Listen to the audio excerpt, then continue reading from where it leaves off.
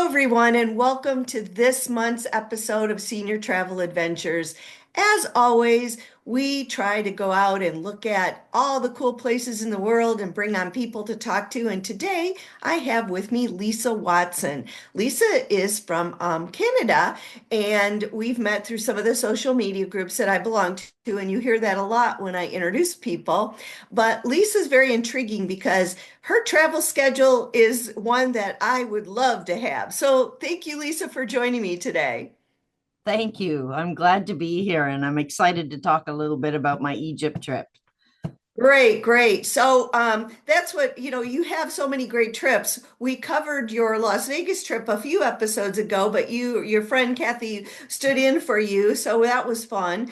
But you've got quite the schedule coming up, so we'll talk about that a little later in the episode. So tell me about Egypt, because when I started seeing your pictures, and we're going to be showing some of them, well, we're going to show as many as we can, but there's so many cool things. And then, of course, I just want to get on a plane and go.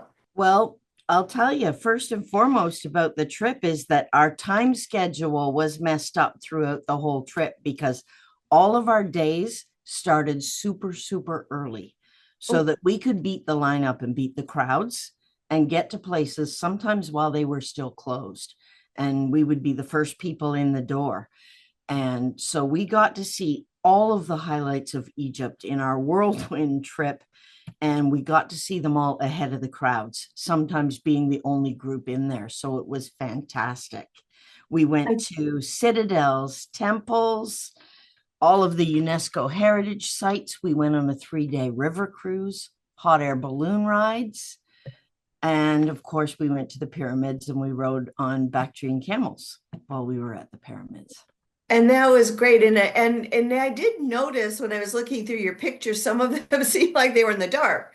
But I did recall that you said some mornings started really early. So you flew over there, and what was and you were with a tour group apparently. So what was your first place that you got to go to? So we started in Cairo and we did just sort of And some, what was your favorite thing there? I guess, just seeing Egypt for the first time. In Cairo, one of the big things that we did is we went to the world famous market that was there, the marketplace. It's called the Khan El Khalili Marketplace, and the place is huge. It goes on for blocks and blocks and blocks of aisles of sellers selling their wares. And it was just, we spent a few hours in there roaming around, and it was pretty neat. I was going to say, I don't know that a few hours would even be enough. I know you like to pick up trinkets and things as you travel. So what was the cool thing that you bought there? At the marketplace, I think that's where I bought my papyruses. So I Okay. bought some Egyptian artwork and brought home that were on papyruses. We had actually gone to a papyrus plant and watched how they learned to make this paper that they do this artwork on. And so we got a chance to see what it was like and how they make it. And then when we were in the marketplace, I actually purchased some and brought some home. Okay. All right. Well, okay, so let's talk about these incredible pyramids. Obviously, that's what Egypt, most people think of when you think of Egypt as pyramids. So, we've got a few pictures we're going to show of how tiny you are on the pyramid. So, what was that like? That was neat. They're pretty big. And there's a lot of them too. I was surprised there were as many pyramids as there were. And in our tour, they did something really neat that they took us right up to the pyramids so we could climb on them and see for ourselves sort of the magnitude of them. But then they took us to two other sites at varying distances away from the pyramids so we could get all kinds of camera shots from different distances and include all the pyramids in the shots. So we got a bunch of shots. I saw one, and I think I have it in the video of where you're like you have your hand and it's like the little pyramid behind you, that, or the sunglasses on the Sphinx. That was very cute. Um so I noticed too, one of the places that you went, that there were a lot of dogs. Are there a lot of dogs and cats free roaming? Yeah, and a lot of the temples, they had random dogs that were just roaming around there. And at one temple, particularly while we were there was a litter of pups and the mom that were Oh, roaming wow. around there. And people feed them, like the tourists feed them, the people that work there feed them, and they all kind of hang around and run loose. So I Well, as got a long as they're whole photo friendly. album of dog pictures. Well, as long as they're friendly and not running up and trying to harass you, that's good. And so I saw that you went to, there was a place where there were men working with stone. I think, The what was alabaster that? factory. An Yeah, alabaster. that's Okay. another place where I spent some money. We went to see the alabaster factory where they carve Egyptian carvings into these pieces of alabaster stone, and they sell these plaques and these stones, and they paint them as well. And but one of the other things they sell there is also limestone. And so because I come from Kingston, Ontario, the city of limestone here in Canada, I bought a couple of limestone Egyptian carved plaques while I was there and brought them home. Okay. And they're all painted and they're really nice.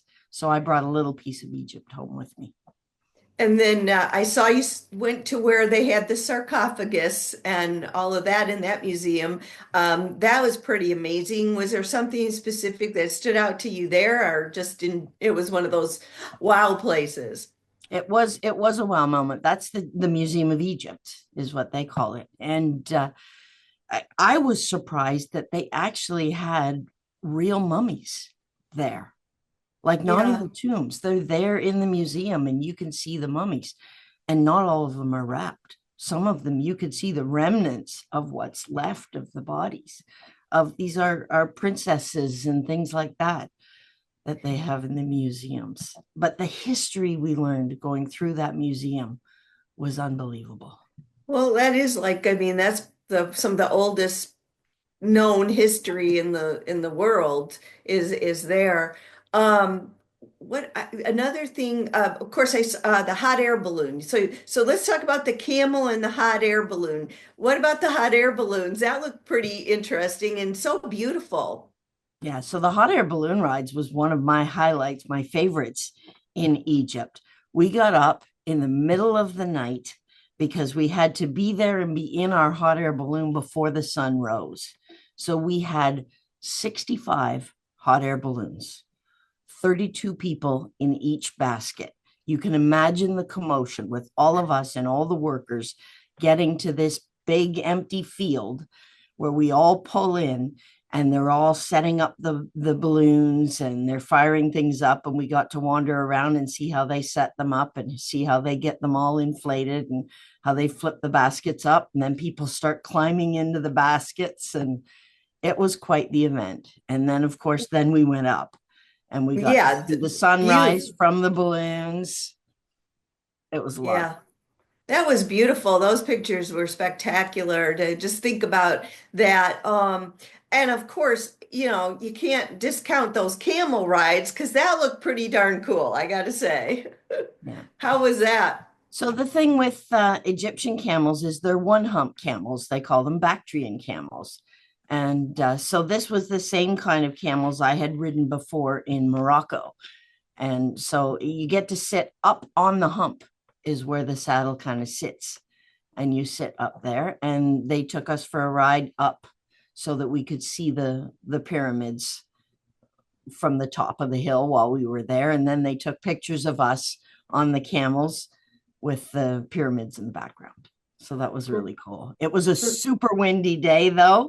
And I don't know if you saw that selfie that I took of my fantastic Your hairdo that hair. day. My hair was everywhere. It was Yeah. just so windy up there. Well, now you know why they wrap their heads all up so that they don't, because if there's wind, they don't get all that hair going on. So then you went on the Nile. You took your Nile River cruise, and so at first when I saw these boats, not just the Nile cruise boat, but those little boats that you took out, they look really old. But obviously they've been there and they go out every day with hundreds and hundreds and thousands of tourists. So the Nile River, how was that? How was that? Was that like being back in time? Well, that was a real adventure for me because I've never seen a riverboat. I've never been on a riverboat. And for my first experience to see the Egyptian ones was a lot of fun, because in Egypt, the law says no other riverboats are allowed on the Nile River in Egypt except for these traditional older vintage Egyptian riverboats. And they're so cool because what I learned is they don't necessarily just dock at the dock like you would expect with a boat. They dock boat after boat after boat after boat, side by side, all on one dock. And so our boat specifically, when we first got into it, was 7 boats deep. And at one point in our trip, I think our boat was actually the 9th boat at the dock, which means that when you go across the gangplank to get into your riverboat, you're walking through 6 or 7 or 8 other riverboats to get to your boat. And I did do a little video clip of what it was like going from boat to boat to boat, because each boat has its own little character, its own style. And it was really, really neat to see them. Well, your boat looks, I mean, it looks like in its origin, it was just like this magnificent, beautiful wood, velvet, beautiful chandeliers, things like that. And I mean, you think about kind of like, movies on Hollywood movies about the Nile and the river or the murder mysteries on these boats, and you kind of can place yourself there. But you had a little adventure on your boat. Tell me about that. Oh, well, the boats aren't very big. So I was wandering around just checking out the boat one day, and I was up on the top deck in the sun and decided to go back down to my room. But instead of going at the back end of the boat and going down the stairs, I went down the front end of the boat and went down the stairs. Little did I know that when I got down to the next level, there were 2 doors there, one on the left, one on the right. They were both locked. There was nowhere for me to go. So I went down another level. And when I got to that level, again, the first door I tried was locked. And I went to go and try the second door to see if I could get into the hallway to get back to my room. And as I'm going to try the door, someone opens it from the inside. Turns out it was the captain. And I was in the captain's helm where they steer the ship from. They invited me in. They spoke very broken, minimal English, and they invited me in. They made me a tea. And I got to spend a period of time there watching us go through the locks at that point. We were going through the locks. And I sat right in the captain's cabin with them and watched us go through the locks while I drank his chai tea. Oh, that So sounds that was an lovely. adventure. Yeah. Yeah, I mean, stuff like that is makes for the good memories of a lot of trips, right? The little unknown things that come up as you're traveling. So I know that a lot of on social media people are talking about safety and travel and things like that. How was that traveling to Egypt? Did you feel safe and So everything while you were there? Well, I've traveled a lot in the last couple of years, so I do a lot of sort of self-protection things for so that I don't get robbed and things like that. I never pack anything that shows any signs of affluence or anything like that. But in Egypt specifically, whenever we got on the tour buses to go somewhere, the Egyptian government sends a security guard with you. So there was an armed man on the bus with us at all times.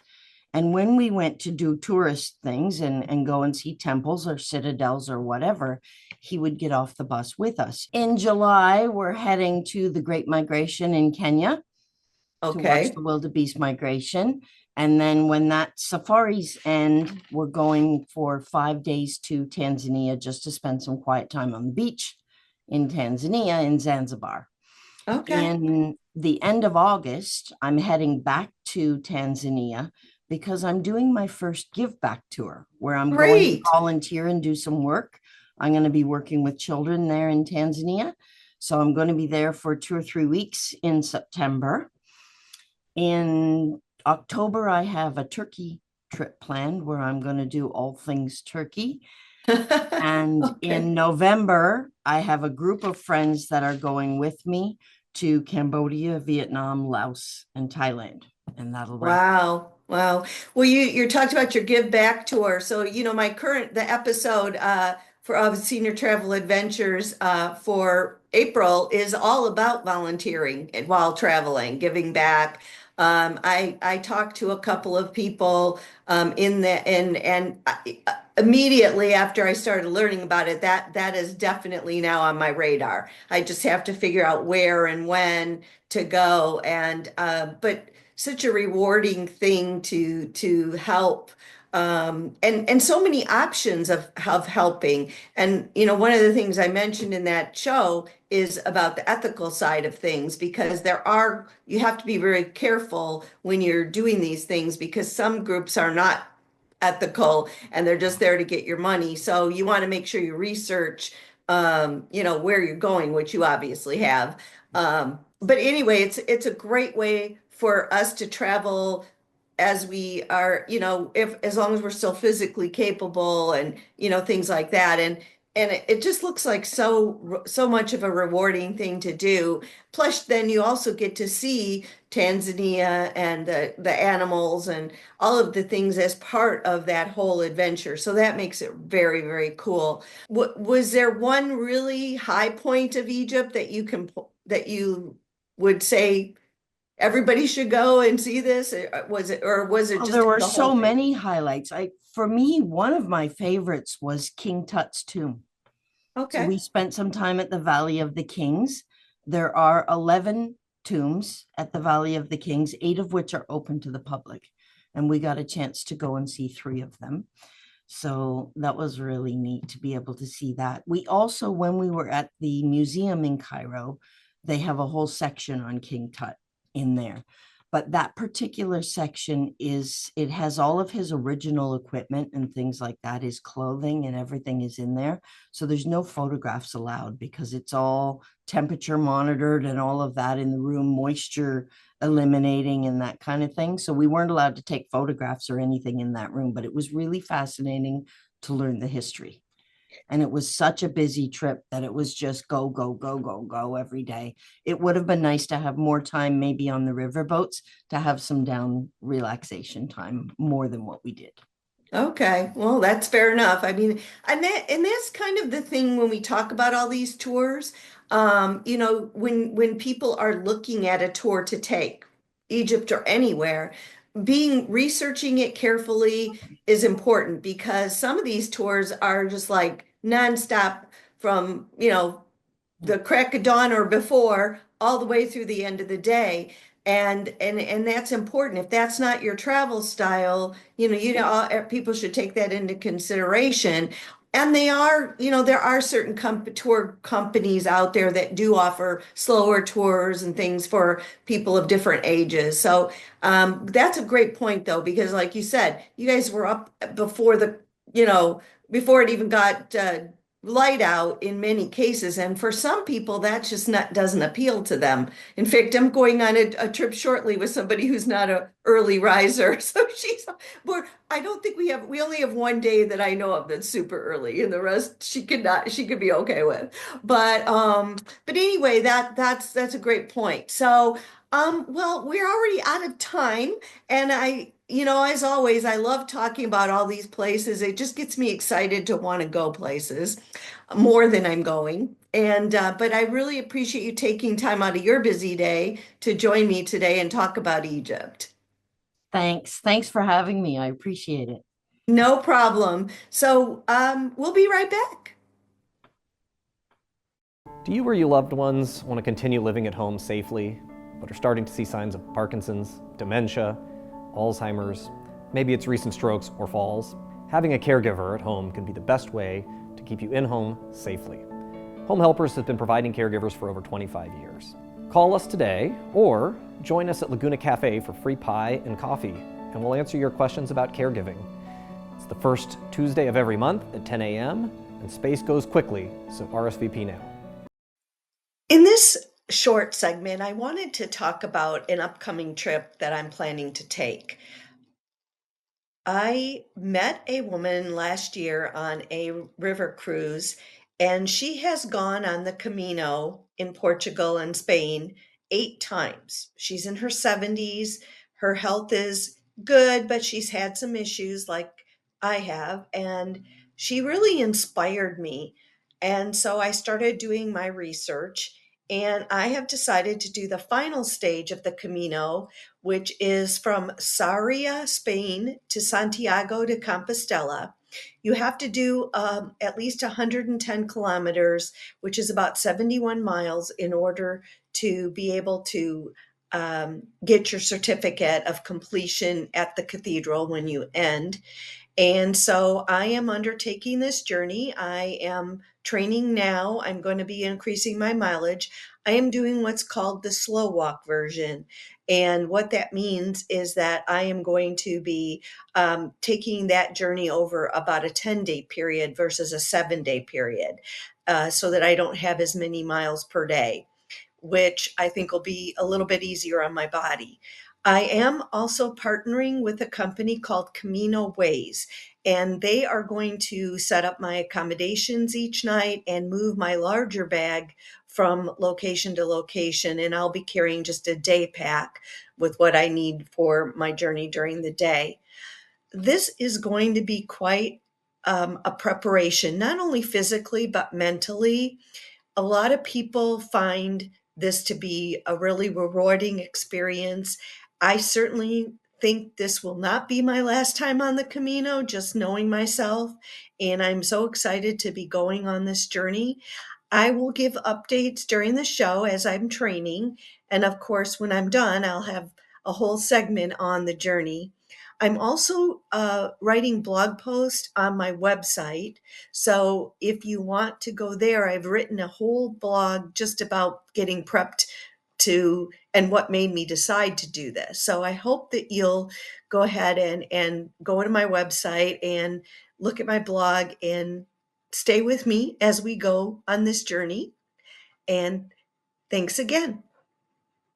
Are you looking to boost your financial knowledge in a friendly, relaxed setting? Join us at the Financial Forum Club, where we tackle important money matters together. The second Thursday of every month from 3 to 5 p.m. in Clubhouse 7. No RSVP is required. Come to learn, share, or just listen. Coffee and cookies are on us.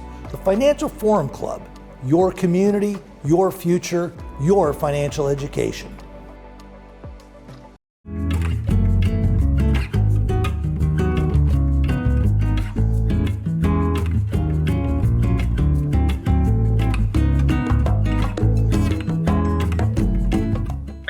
For this month's segment of In Our Backyard, I chose to go in my backyard in the Fresno Clovis area and go to an annual street fair called Big Hat Days.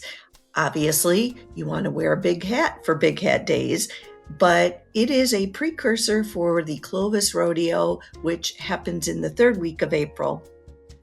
Each year. And if you have not been to the Clovis Rodeo, it is certainly something to behold. A full-blown rodeo right here in Central California. And as far as Big Hat Days goes, there's things to buy, things to eat, animal petting zoo, rides for the kids, just a really great day to spend outdoors, enjoying the sunshine, and all the things that life brings to you when you take a trip in your backyard.